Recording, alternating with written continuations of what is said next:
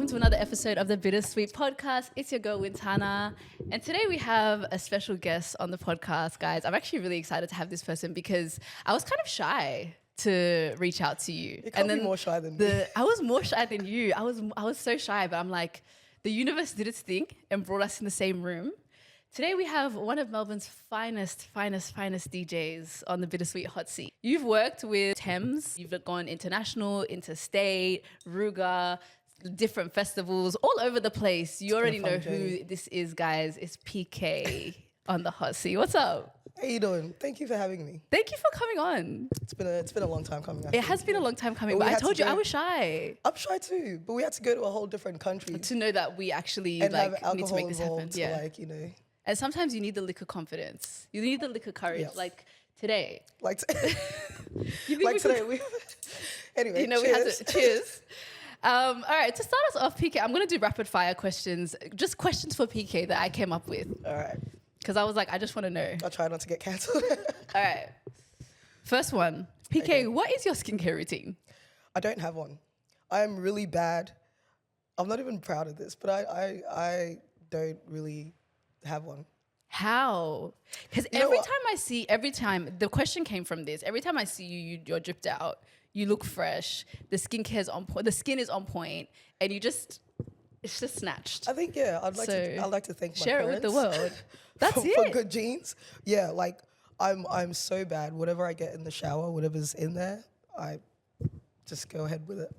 I don't. Yeah, there was a moment where my skin wasn't as great, and I think I used like Mario Badescu Yeah. for a little bit, and then it cleared up. Badescu? Badescu? Actually, What it's let me called? not. I don't know.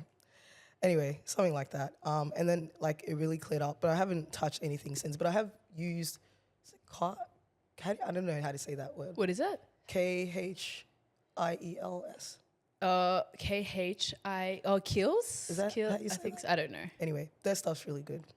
But I'm just not, I'm just not dedicated. I'm not religious. I would like to be though. You're blessed though. Thank you. Lucky, because I was I could literally say like, the same for you though. Like your skin is yeah, amazing. but I feel like, I don't know. I'm wearing makeup right now, and also like my skin is not like the glass.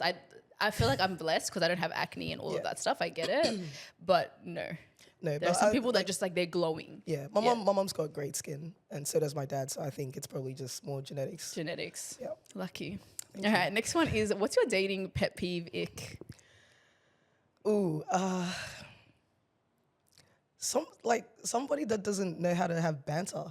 Oh, okay. Yeah. So you need like witty banter. Yeah, like I need you to be able to understand like wit, sarcasm, all that. You know, I need to feel like, you know, I'm engaged in Yeah, that conversation. I hear that, I think but- good conversation is a big thing for me. Yeah, I'm the same as you. But then I hate when you have banter, but it's not the same banter. Because that exists. That- where someone's like, you're joking too much, but it's the wrong way. Yeah, or people that just like say like really mean shit in the context of I'm joking. Yeah.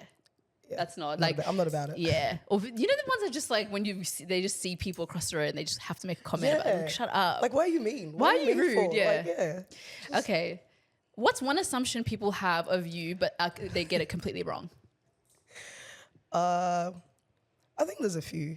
I think most people think I come across, I think most people think I'm like, I don't know, a real hard ass. I'm really soft. I'm really sensitive, you know. This was I'm a the real lover girl. This is the assumption I had. I can't lie to you. Yeah. I thought PK was like a bit standoffish when I first met you. And I was like, oh, I don't know how to like navigate, like not even navigate, but just like, you know how you don't know how people, I'm pretty approachable and Yeah. friendly to people. So when people are like the opposite of that, I just end up just like, I don't know, I'll go the opposite as well. I'm like, okay, let me just completely retract. Most of the time, guys, I'm really trying not to have a panic attack. So that's actually what's going on in my mind.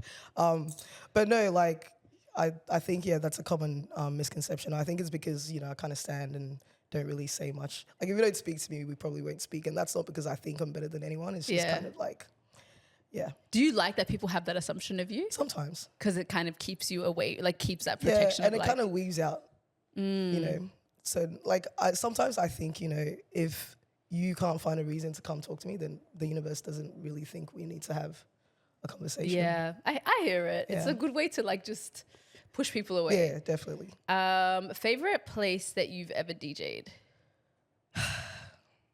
Bali's got to be on that list. Top tier. I really enjoyed that time. You were doing your thing too. I mean, I saw that lunar day. That lunar day. You were feeling it, and absolutely man, as you in the should. zone. Yeah. I was in the zone. Like I had maybe another 2, 3, 4 hours in me that I just could have kept playing. I really was having a good time. I love that. Yeah. What's your toxic trait? Can we? Because I need to. Nah, we need that now. What's my toxic trait? Okay.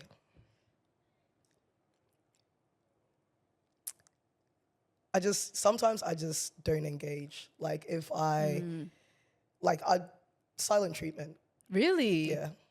When you're pissed off, or like when Yeah, does that when I'm kick in? annoyed, sometimes like I will just internalize it and just rather than have a conversation about it, like I'll just internalize it and then, like I'll cut you off. I won't even have the conversation, but that will be the last, like during whatever's happening, I'll be like, this is the last time you and I will speak, and that will be it. Okay, and you just cut it off without consulting that person. That's it. Yeah. Damn. I've gotten better. Cutthroat. I've gotten better. So PK, you're strict. I'm working on it. Sometimes, some people get around it, but for the most part, yeah. Okay, last one this is something in my digging that I found. Okay, what happened to the football career? How far did you do? It was actually really hard, but I was like, I have to ask her this. You were a professional player? Yeah, I played Premier League for a very long time. Period. What happened? Women's Premier League. Nothing happened. I think I took a year off. Actually, I didn't really take a year off. I just kind of got lazy with it. But also I was working full time. But when I was playing, it was quite demanding. So like we were training a lot, playing every week, traveling to different parts of Victoria to play. Sometimes playing cups interstate. So and then I started DJing, and it was just kind of like couldn't balance the two. Yeah, but yeah, like sense. I'm still getting hit up by clubs and stuff. So watch out. We might see like a career switch. Not a career switch. I'm gonna try and find a way to kind of blend both. I never really let it go. Like it's still there, but it's just funny to me. Like it's a whole different part of my life. That's what I'm saying. When I saw that, I was like, no fucking way. Like I love seeing, and I love it. Like I love seeing what people in the creative space are doing, like in their like regular days, or like when you're not being creative. Like what's your thing? Yeah, I think pre-COVID, that's all I did. Right? Like really, I was really heavy into like sports, and that was my whole life. And then DJing kind of took over, and now I'm enjoying that. How did you get into DJing? Because I feel like you've become like one of the city's top DJs, especially in the like Black community as well. But just in general, like we know PK, you know what I mean? We know the name. So no, I think I've been very blessed when it comes to DJing.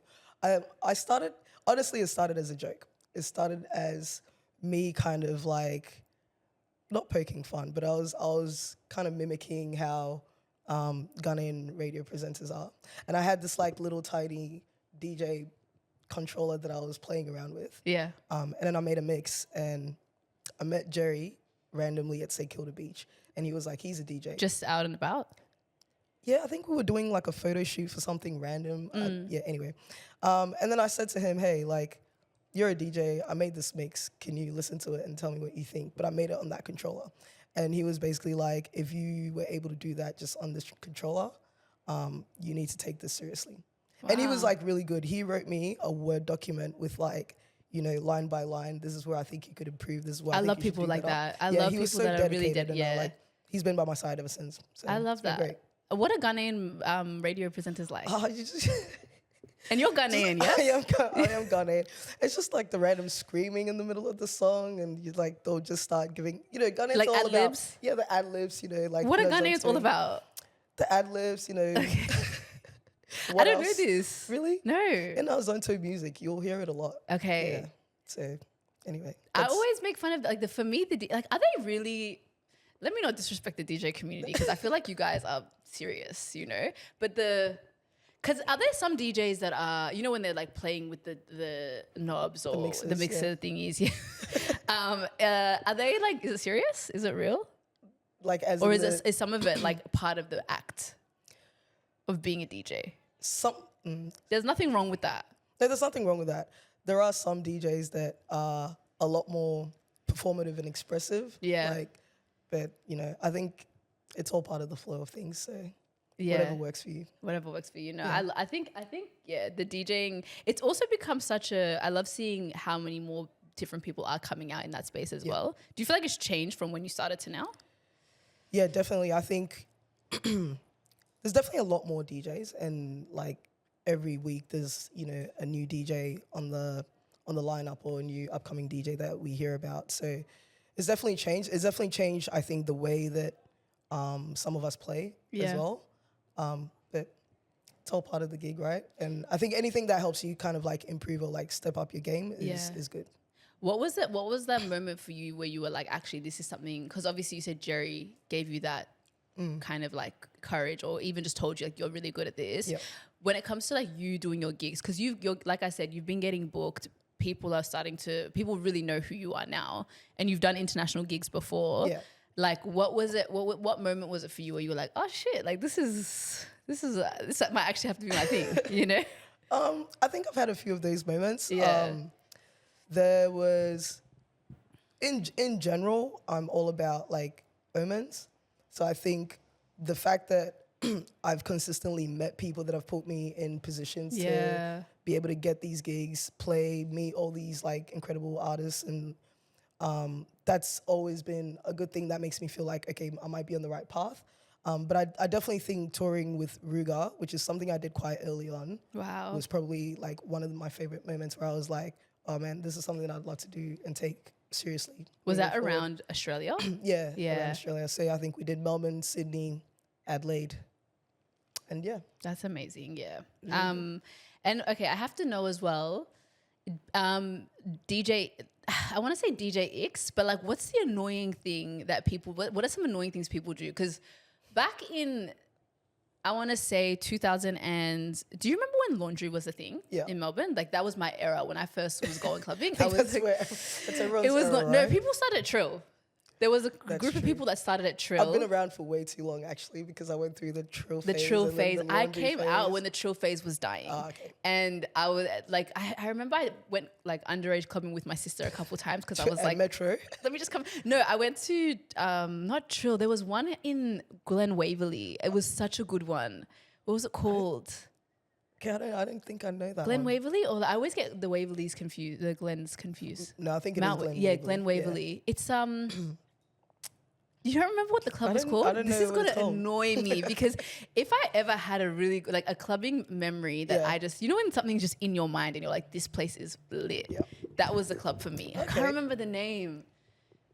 That probably for me was, honestly, we had a good time at Trill. I came to Trill a few times, but that one was the one that was like, it wasn't too ratchet and it wasn't too like bougie. It was like a nice, it was what Lux was trying to be or tried to. Yeah. Anyway, it was that. Yeah, but it was, I can't remember what it was called. Anyway, that was a really good one. And then Trill was fun. I went a couple times. Yeah. And then my club's era started when it was like Laundry, Laundry Carlton Club duo, and then Lux. Carlton Club. Do you remember Carlton Club? Really people would go, no, I did it. People would go, people that know, the ones that know. It was Laundry. You start off at Laundry. Everybody's there. It was free entry. You've been a menace for a very long time is what I'm off hearing. The streets now. You know, sure? PK, let's be honest.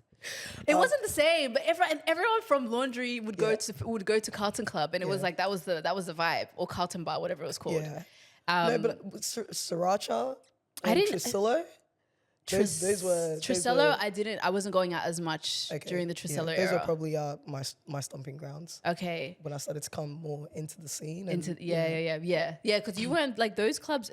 Not a lot of black DJs from memory, or maybe they were, but I just didn't really pay attention. It was just a very separate culture. So this is what I wanted to say. Like back then, we could go to the DJ. Like I remember going and being like, play this song next, and it was like such a thing. Now it's like, that's the DJ. Like you can't be behind the deck unless you know them. You can't come up to the DJ and talk to them. Yeah. Like the culture is so different, right? Yeah. So now I want to ask you, like, what are some DJ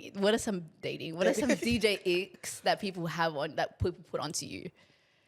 That I have? That you have, like do people request songs now anymore? Like, you know? I don't really mind the song requests so much, but sometimes like, if I'm playing trap, which I don't really ever play trap, but if I'm playing trap and you come in and say, play Taylor Swift. Like, I just need you to be Taylor serious Swift is about- crazy though.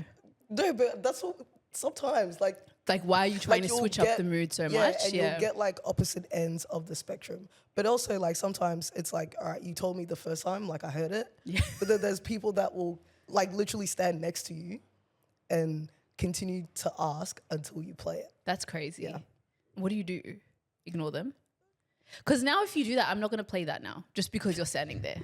You know what I mean? I was going to play it, but now I'm not going to. People get really upset about it, especially at like private events because they feel like, you know, I'm paying you to be here. Like you have to sort of do. Which is, I kind of get that one. Yeah, my usual trick in the book is to just put on the next DJ. I just say, oh, the next DJ is going to play it. Ah, and then what do they say?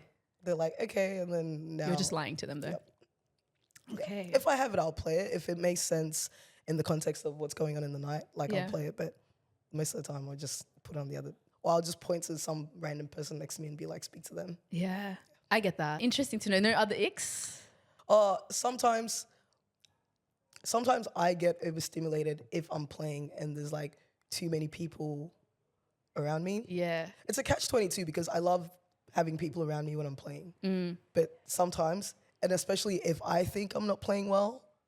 Do you get that feeling where you feel like, because you've said that to me and I get so surprised because you're someone that's like, I would say established in your career in DJing, like at least in Australia, I feel like that would just carry over or like translate to another country. But for me, I'm like, oh, I see PK is, the one. So when you're like, when you say things like, I'm so nervous for my set, I'm like, oh, damn. Yeah, no, I still get really, really nervous. Because I get nervous. Yeah. Sometimes even introducing podcasts, I get nervous. No, I get really nervous. And yeah. Like usually I'll probably disappear like maybe a couple minutes before my set because I need to go self-regulate. Really? Give myself a pep talk before a set. But no, I still get really nervous. And sometimes like it's just not my night. Sometimes it's just not what I think I want to be doing just isn't happening and I can get in my head about it. And yeah, then it just, once I start doing transitions that are bad, it kind of just goes downhill from there. Mentally. Yeah. I feel like it's a mind in your mind thing as well though. Yeah. Okay, I'm going to switch gears. We're going to switch up the conversation. Your face dropped because you're like, what is she going to put me I know, on? I was like, I just know, I'm just scared of whatever's coming next. No, don't be scared. So there's a video that I saw, right? And the reason that I saw this, it's light, don't stress. You and I were like we both went to MTL. We're like one of the older ones that were there. You know what I mean? I want to talk about that, but first I saw this video and I was like, let me play this for Pika and see what she thinks. I think what happens is you get to 30 and you have cared enough. From 0 to 29, you've spent all the time caring. Care here, care there, care bare. When you get to 30, once you hit that 3, you've exhausted the cares. You've exhausted the fucks to give. It is now time for you to do what you want, for you to push whatever makes you happy, because you cared about what made them happy for 29 years. Let's wrap it up. And I saw this and I was like, oh my God, I actually feel it. Like even when I have moments where I'm like, oh, I feel so like, oh, what should I do next? Or I'm stressing out about life and da-da-da-da-da. And then I just like, the feeling of anxiety is not on the same level as it used to be. Yep. It's kind of like, I just don't care anymore. Yep. Like I care because I care about my future and where I want to go. But like the stress of how people are going to perceive me or what my parents are going to think or like, am I going to find a relation or all those things are not the same. At that point, you've probably been through it. You've like tried so many different ways to kind of like appease everyone. And you've gone, in the moments where I'm trying really hard to like make, my parents happy or my friends happy or myself happy in certain moments, it just hasn't worked. Yeah. So you get to 30 and you're like, actually, like, I'm just going to do what makes me happy. 100%. And everything else is just going to fall in line. Yeah. And I think that's something that you have to kind of like get your parents used to you disappointing them very early on. You have to, or you have to get, for me, it was like with my parents or with my dad in particular, has a very high standard of like what we should be achieving. Yeah. like where we should be financially and what dreams he has for us. And I understand it because I'm aligned with those dreams. But like I know that it's going to take me time to get there, or because of what I've chosen, the path I've chosen. This takes practice. It takes time. Like the quick get there quick scheme, or like you have to go and become like a really successful whatever in your field. I'm not going down that route, and I have to be okay with it taking my way. Great in like what you're doing, and I think it's just one of those things that like that creative space and the creative route is just not something that our African parents are. They understand it all. They don't understand it. But we've seen it, and we've seen how people have become successful, and like I know that there are ways to become successful in it, but it's just not going to be on your time. Exactly. Yeah. Exactly. But I think because of that, there's the other part of me that is like feels like I have to overachieve in those other aspects so that I can have the freedom to just do this and just be happy with, you know, doing this and not have to hear about. That's what I mean. But then it just gets exhausting. No, you kind of just get to a point where you're like, actually, you know what? This is that's three decades. Like I'm done now. Literally, like I've really been trying, guys. The way you used to make me feel I used to be so sensitive. Like you could say anything to me, and if it was like anything that they would say, it would just crush me because I'm just like, oh my God. Now I'm like now I'll sit with them and talk to them about it. And I know I'm not where you think I need to be. And I know I'm still working on it, but I'm like, just whatever. I don't even talk. This is where the toxic trait comes in because I'm just like, I do. Like the other day, I was. My dad does this thing. Like me and him, we're like besties. Yeah. But he does things where I'm like, chill, because you're doing. I'm like, I had this really good conversation with someone in the industry, and like she put me on game, and and he'll just start laughing, because he's like, so what did you get out of it? Like, oh, just another thing that you started, and I just had to walk away because I'm like, you know what? Like, I gotta protect my peace right now because we're gonna fight. Yeah, it's so interesting though. Like now, my parents will come like around and be like, oh, I met this person whose daughter says they know you and you're a big DJ and like, you know, all this other stuff. But I think they know that I do DJ. They know, At some point in the night, I just leave the house. But I don't think they can conceptualize what you're doing. What scale. Yeah. So I think they think, oh yeah, when we go to weddings, we see a DJ playing and that's what it's when people around them start talking about you. Yeah, I think and they'll be like, oh, now. I have a friend. Yeah. That's what happened. I had a friend that was like, her mum used to not get any of it. And then now, like, she gets discounts at certain places. Her mum will go to the shop and be like, yeah, my daughter, like, you know my daughter? And then, oh, that's my daughter. Okay, cool, I got you. Or like what's happening now is my younger cousins are coming of age. Yeah. So like they're talking now about in you. The clubs, yeah. And so they go home and tell like, you know, other parts of the family. And so when they get together, they're having that conversation. And then they're like, oh, I didn't know you did this, or I didn't know you played here, or I didn't know it was that serious. And I'm just like, well, yeah, now you know. It takes time. It takes time. I wanted to ask you though, like, when are you? Obviously, we went to MTL together. We were one of the older ones there. When you? Do you know how many questions I got? I was like, so with Hannah, like, are you're still single? Like, when are you gonna?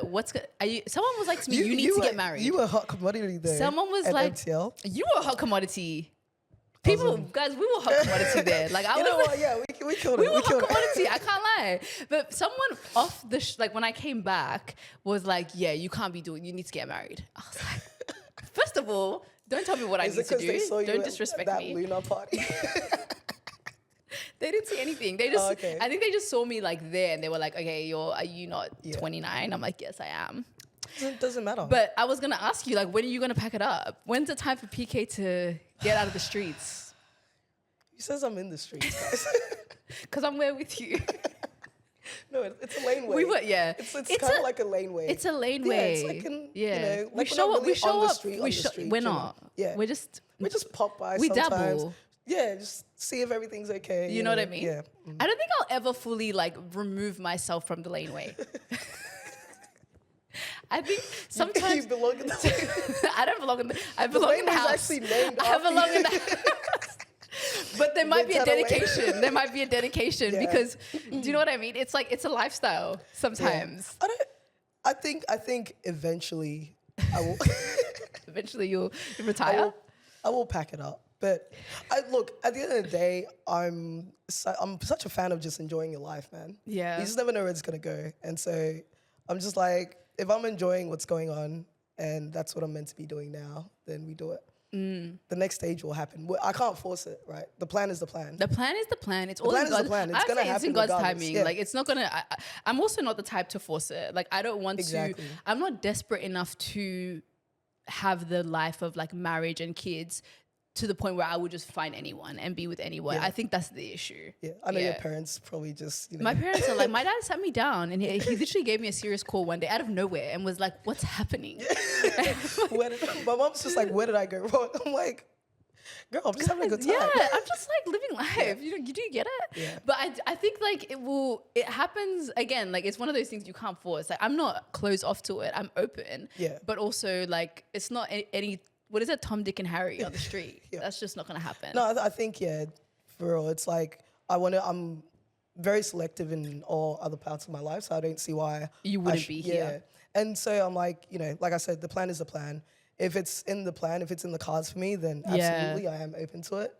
But for right now, I think I'm enjoying where life is at. Yeah, I hear it. Like you said, once you get to 30, it is whatever. It is what it is. I feel like I will get scared a little bit where I'm just like, come on, what's happening? But I think there'll also be a point where it's like, if it's not for me, then it's not for me. Yeah. I mean, I say that, but, you know, like, obviously, when you start having these conversations with your parents and you start noticing that your parents are getting old. And so where they're coming from is actually not so much rushing you, but wanting to spend time with, like, their future grandkids and stuff. Yeah, that's the part that they definitely freak out about. Yeah. Then it gets a little bit heartbreaking, and I'm like, yeah. When the family picture comes, even when it comes to money for me, where I'm like, I just need to start making that bag because I really want them to. Like, I travel so much, I want my parents to have that life where I'm like, I can just show you different things. Exactly. That's where my stress comes from. I think I need to, yeah. But Well, anyway, we'll get like there, guys. we will get there. We'll get Yeah, there. 100%. It's all happening. I didn't put you on the spot too much. No, I'm like, you know what? I was a little bit scared. Were you I scared? thought you were going to go. I mean, I asked you about your toxic trait and you didn't want to get into it. Well, you kind of did, We but can yeah, get you into did. it. What is, no, I can't really, I feel like after this, I'll walk away and be like, oh, this is my toxic trait. My toxic trait is that I tend to like, I feel like I can be a little bit like, I don't want to, the word is not non-committal, but it's like, sometimes I like to keep things like interesting at all times to the point where it gets comfortable. I just completely retract. Like, I'm just like, nah, Yeah, right, it's okay. not for me. And then I start to feel a bit restless. Yep.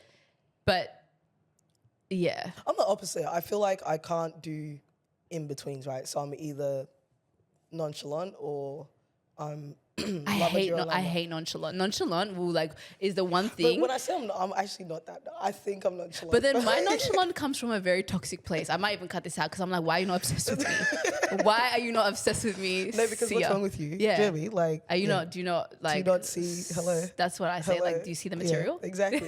Are you blind? Right. You obviously have issues. So, I have deep issues. I realized. I don't think so. I think you're quite right in saying, do you not see the material, right? I don't know. Yeah, I don't know. But you know, we're trying to work on it. Are you? Am I?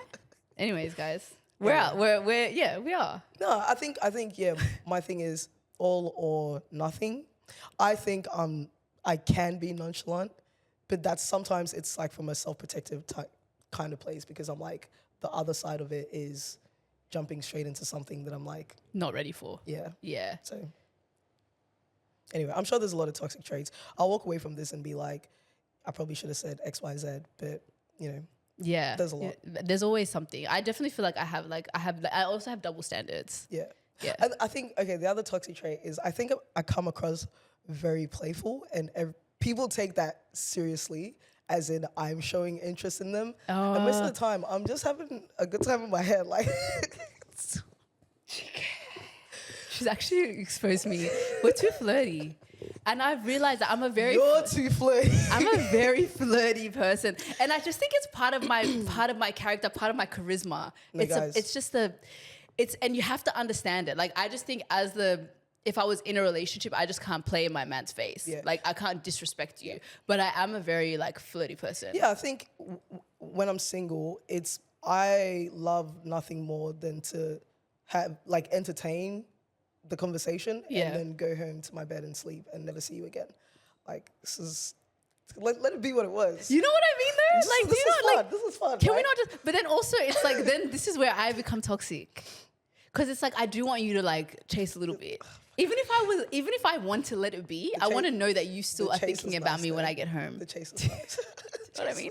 Even if I don't. The worst thing is when someone that was fully chasing and showing interest switches up. It's like, Because now you're a fraud.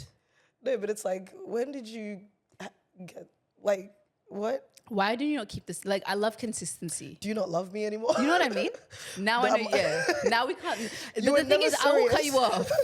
Do you know what I mean? Now, because now you piss me off. Do we need to go to therapy? We have to go to therapy, PK. Like, I've realized this about myself, and I'm like, it's not okay. Yeah, it's not. It's not okay. It's not. Because when Because- someone is too all in for me now, you're Yeah. freaking me out. Yeah. I need you to dial it back. Or when the other toxic trait, now it's all coming back to me. The other toxic trait is, if someone shows too much interest in me right at the start, I don't want it. Yeah. Oh, there's levels to it. Like, I want you to like show me interest, Yeah. but then when we get to a place or to the function, you're like, cool, like I'll let you do your thing. I'll Yeah. come. Like, you know what I mean? Like, don't be on me, but Yeah, like I need I to hate know you want me. I hate, yeah. Don't be on me all night. I don't even let people know that this is the thing. You have to be a stranger to me when we're outside. Because what if my other future I want to agree with you, but also I don't want to ruin my brand. No, guys, let's cut this out. I never said any of that. I'm gonna think about No, that. actually cut this out. I love people that are like, may the best player win. Yeah. What I love though, actually, this is actually my toxic trait. I like when, if I'm dating someone, I like if they're a little bit, Yeah, you're crazy. I'm not crazy. Yeah. Because my favorite thing for you is to like, cuss me out a little. Oh. Get in my face. Why are you talking to that? Do you know what I mean? Just a little bit though. Don't do too much. Don't do too embarrass much. me. Yeah. Let me know that I you're hear annoyed. that. I hear that. Like be a little bit jealous. You know what I mean? Usually won't react. But yeah, show me the attitude. I like it. Because in my head, I'm like, okay, let's go home. Like, I hate you so much. I think we need therapy. I think so. We should go together. Let's go together. Yeah. It'd be like we have the same problems. Help us. Fix us. How do we get here? Maybe intense parents. Maybe. I don't know. All right. Anyway. This game is called Bitter or Sweet. Basically, I'm going to give you a scenario and you're going to let me know if that's sweet or bitter. Okay. First one is bitter or sweet, cancelling plans if you just don't feel like going anymore. I will do it in a heartbeat. Really? I'm so bad. What happens if the person was like, it's one of your good friends, they've been trying to see you for a minute, and you're just like, I'm actually tired. I don't have the energy for this. Yeah, all my friends will attest to this. And I'm not proud of it. Most of the time, I'm not proud of it. I do try my best to show up, but for the most part, if I'm not feeling it, I won't show up. And it's because I don't want to bring Bad weird vibes. energy around, people. Like I like people being around me and being like, having a good time. So, yeah. But I will cancel that so quick. So sweet. I think I'm gonna say I'm gonna say sweet to that too, but I feel like I'm not always the first person. I'll be like, hey girl, like how you feeling? Like that vibe, Like It's I'm looking like it's gonna rain outside. yeah. Or like I'm silent until the minute I'm like, okay, this person's not gonna. I'm just waiting it out, Yeah. But I love the friends that are like, just rest, Yeah, just and take your time. I think A a lot of my friends are like really accommodating in that sense. Like they know that I can get like really overwhelmed, and sometimes like especially if I've had like back to back being out, like I just need PK time. You just need to chill. Yeah. It's a lot. Yeah. Okay, next one is because you're like a stylish girl. Thank you. I'm gonna ask you this question: bitter or sweet? Looks equals currency. Sweet. Sweet. Let's talk about it. Yeah, my parents always drilled in me like, look good, feel good. Yeah. Basically. And even when I played sport, on days where I felt like my uniform looked good, I played better. Yeah. So, it's like, and it's always like, what, dress for the job you want, like.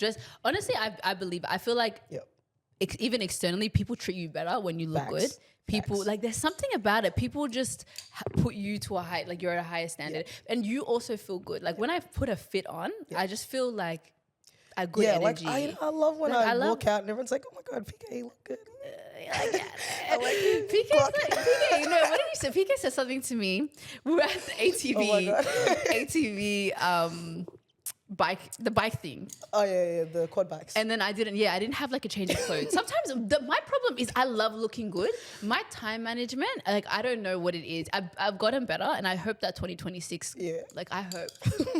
I think my mom said to I me love like that you've already put it in next year. I'm Like just- this year's it's right done. off. It's done. It's 4 months left. Like we're gonna get better, but next year will be my year. Next year. PK was like to me because I didn't have my outfit ready. Obviously, like what I'm saying is time management. Yeah. I'm not good with time management. I rushed out the house with no second thing. I just like I got to get there. Yeah. And I was like mud dripped out. Everything was just I was just muddy, a mess, everything. And I was like, PK, like, do you have your clothes? You're like, one thing about me is you'll never catch me lacking. You never catch me lacking. First of all, I say that. I was like, Sometimes you okay, do catch I never me catch you lacking. I didn't catch you. I have not caught you lacking ever. Really? That whole trip, I didn't catch you lacking. No, that trip, I feel like I came prepared. Yeah. But I feel like I've also really like in recent times have like really worked on what I want my style to look like. I don't really necessarily see it as style. I think the way I dress is actually quite lazy, and it's usually same pieces in different formats. Yeah, which is So- smart though. A uniform, like what I need is a uniform. Like what's my go-to look? Yeah. Do you know what I mean? I Like think that's probably what I've worked on now. yeah, Right? yeah. No, but I fully agree with that. I think style looks equal currency. If you 100%. look good, you feel good. People treat you you better, better. people are nicer, you get you further know. in life. Exactly. Yeah, that's People just just what it is. volunteer shit for you too. Like it's so nice. Pretty privilege is a real thing. Facts. Yeah. And I don't know why we try to pretend it's not like. Because I think it feels shallow and like it feels wrong. You know what I mean? But also, I don't think pretty privilege means you have to look like. I think aesthetically you can look good. Yeah. Like you don't have to be the most beautiful. But I if think you, sometimes pretty privilege is also energy. Like energy gets you far, right? Like if you approach people with like the right energy, you'll get, most of the time a great response. Yeah. But I also feel like it's one of those things that like I'll never hate on someone that's good looking and is just using their good looks to get further in life. yeah. Because if I had that, I'd be doing Because that. people use their money to get further in life. Yeah, facts. Yeah. PK, it's been amazing having you on. Thank you so much. Thank It's been you. fun. Anyways, guys, thank you for tuning in. PK, let the people know where they can find you, follow you, and do all the things. Instagram, pk.dade. You can find me. I'm chronically online most of the time. Guys, thank you so much for tuning in to another episode. If you could take a moment to subscribe to the channel, like, comment, do all the things, it would mean so much. And yeah, guys, thank you. I'll see you again next week. Thanks for having me. Bye.